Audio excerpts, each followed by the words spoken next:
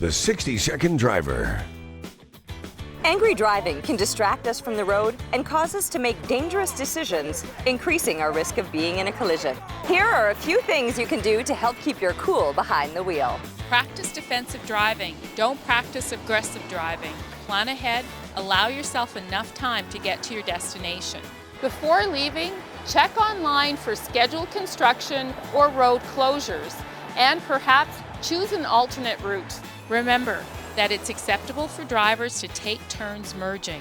Zipper merging is an efficient and safe way to keep traffic moving. Try deep breathing or listening to relaxing music or a podcast, especially if you're stuck in traffic.